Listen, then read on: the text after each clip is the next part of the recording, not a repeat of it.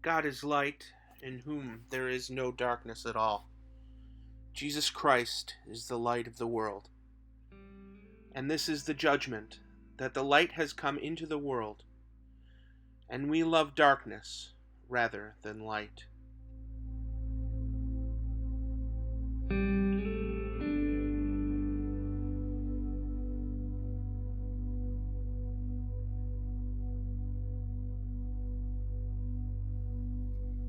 Jesus went forth with his disciples across the Kidron Valley, where there was a garden, which he and his disciples entered. Now Judas, who betrayed him, also knew the place, for Jesus often met there with his disciples. So Judas, procuring a band of soldiers and some officers from the chief priests and the Pharisees, went there with lanterns and torches and weapons. Then Jesus, knowing all that was to befall him, came forward and said to them, "Whom do you seek?" They answered him, "Jesus of Nazareth." Jesus said to them, "I am he." Judas, who betrayed him, was standing with them. When he said to them, "I am he," they drew back and fell to the ground. Again he asked them, "Whom do you seek?" And they said to him, "Jesus of Nazareth." Jesus answered, "I told you that I am he. So, if you seek me, let these men go." This was to fulfill the word which he had spoken, "I did not lose a single one of those whom you gave me." Then Simon Peter, having a sword, drew it, and struck the high priest's slave, and cut off his right ear. The slave's name was Malchus. Jesus said to Peter, "Put your sword into its sheath. Shall I not drink the cup which the Father has given me?"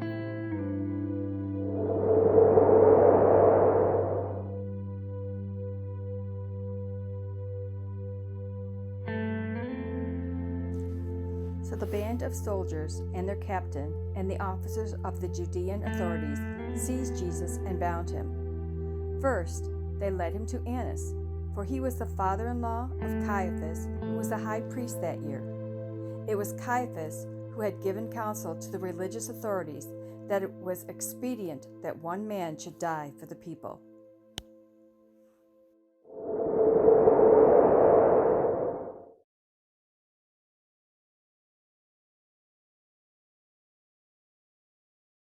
As this disciple was known to the high priest, he entered the court of the high priest along with Jesus.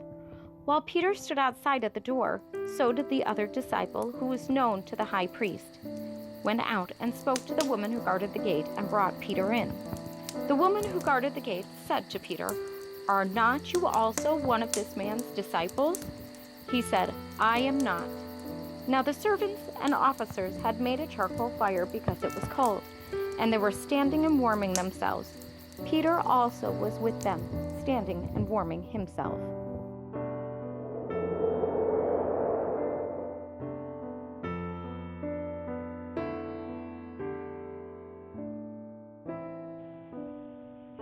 The high priest then questioned Jesus about his disciples and his teaching. Jesus answered him, "I have spoken openly to the world. I have always taught in synagogues and in the temple, where all Jewish people have come together. I have said nothing secretly. Why do you ask me? Ask those who have heard me what I said to them. They know what I said." When he had said this, one of the officers standing by struck Jesus with his hand, saying, "Is that how you answer the high priest?" Jesus answered him, "If I have spoken wrongly, bear witness to the wrong. If I have spoken rightly, why do you strike me?" Annas then sent him bound to Caiaphas the high priest.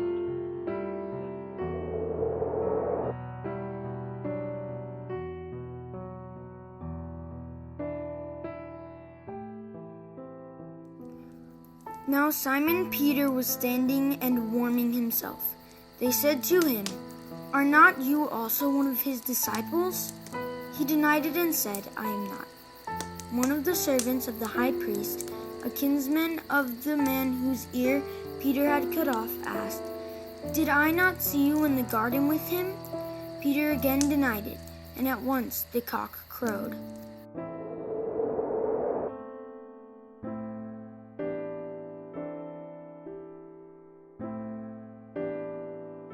Then they led Jesus from the house of Caiaphas to Pilate's headquarters. It was early. They themselves did not enter the headquarters, that they might not be defiled, but might eat the Passover. So Pilate went out to them and said, "What accusation do you bring against this man?" And they answered him, "If this man were not an evildoer, we would not have handed him over." Pilate said to them, "Take him yourselves and judge him by your own law." The religious authorities said to him, "It is not lawful for us to put any man to death." This was to fulfill the word which Jesus had spoken to show by what death he was to die.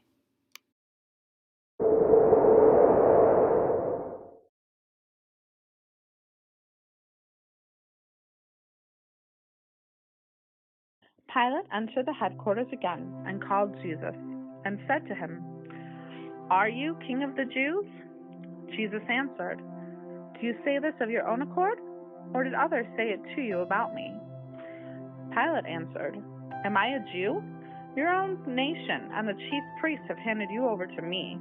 What have you done?" Jesus answered, "My kingship is not of this world. If my kingship were of this world, my servants would fight, that I might not be handed over to the religious authorities. But my kingship is not from the world." Pilate said to him, "So you are a king?" Jesus answered, "You say that I am a king. For this I was born, and for this I have come into the world, to bear witness to the truth. Everyone who is of the truth hears my voice." Pilate said to him, "What is truth?" Jesus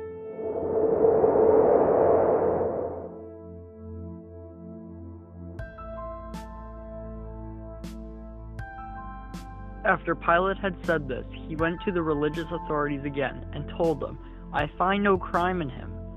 But you have a custom that I should release one man for you at the Passover. Will you have me release for you the King of Jews?" They cried out again, "Not this man, but Barabbas." Barabbas was a robber.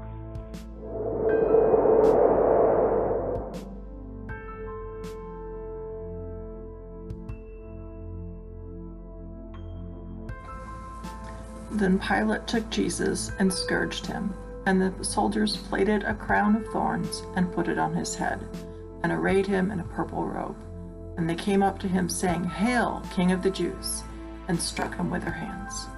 Pilate went out again and said to them, "See, I am bringing him out to you, that you may know I find no crime in him." So Jesus came out, wearing the crown of thorns and the purple robe. Pilate said to them, "Behold the man." When the chief priests and the officers saw him, they cried out, "Crucify him! Crucify him!"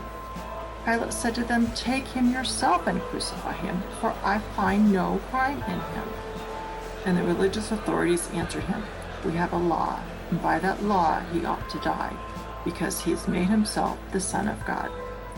When Pilate heard these words, he was the more afraid. He entered the headquarters again and said to Jesus, "Where are you from?" But Jesus gave no answer. Pilate therefore said to him, "You will not speak to me? Do you not know that I have power to release you and power to crucify you?" Jesus answered him, "You would have no power over me unless it had been given to you from above. Therefore he who delivered me to you has the greater sin."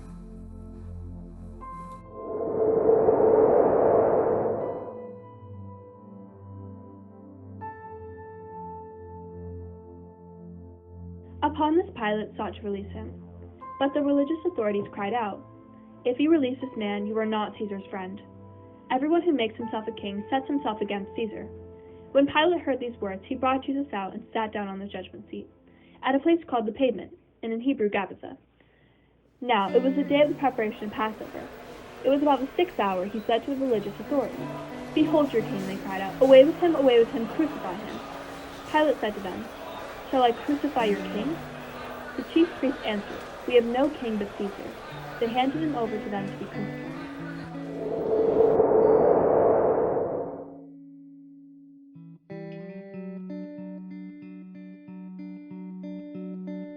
So they took Jesus, and he went out, bearing his own cross, to the place called the place of a skull, which is called in Hebrew Golgotha, where they crucified him. And with him 2 others, one on either side, and Jesus between them. Pilate also wrote a title and put it on the cross. It read, "Jesus of Nazareth, the King of the Jews." Many of the Judeans read this title, for the place where Jesus was crucified was near the city, and it was written in Hebrew, in Latin, and in Greek. The Jewish chief priest then said to Pilate, "Do not write, 'The King of the Jews,' but instead, 'This man said, I am the King of the Jews.'" Pilate answered, "What I have written, I have written."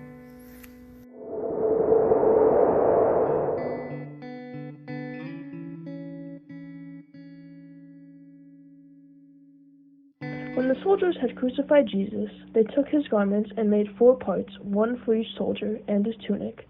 But the tunic was without seam, woven from top to bottom. So they said to one another, "Let us not tear it, but cast lots for it to see whose it shall be." This was to fulfill the scripture, "They parted my garments among them, and my clothing they cast lots."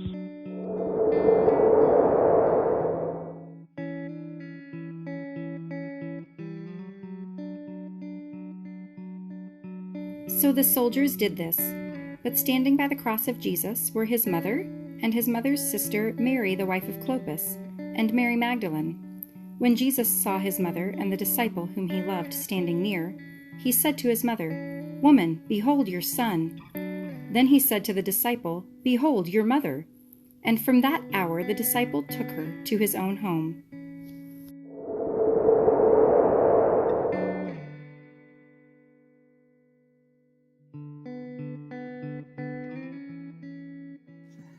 After this, Jesus, knowing that all was now finished, said, to fulfill the scripture, "I thirst." A bowl full of vinegar stood there. So they put a sponge full of the vinegar on hyssop and held it to his mouth. When Jesus had received the vinegar, he said, "It is finished." And he bowed his head and gave up his spirit.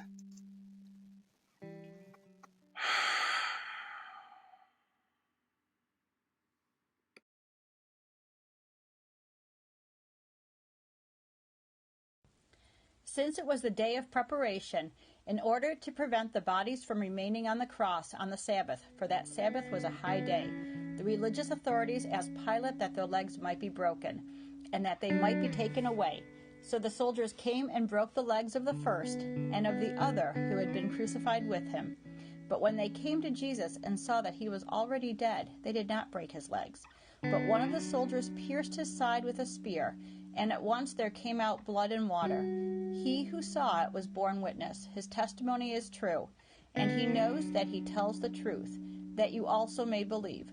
For these things took place that the scripture might be fulfilled. Not a bone of him shall be broken. And again, another scripture says, "They shall look on him whom they have pierced."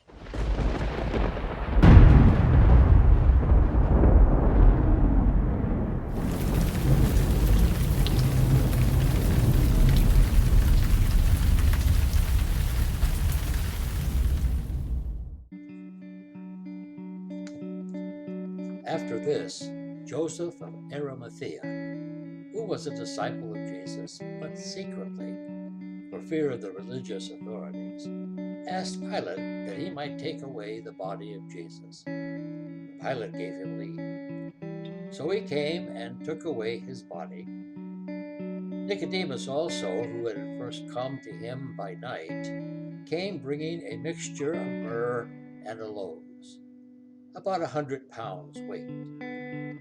They took the body of Jesus and bound it in linen cloths with the spices, as is the burial custom of the Jews. Now in the place where he was crucified there was a garden, and in the garden a new tomb where no one had ever been laid. So because of the Jewish day of preparation, as the tomb was close at hand, they laid Jesus there.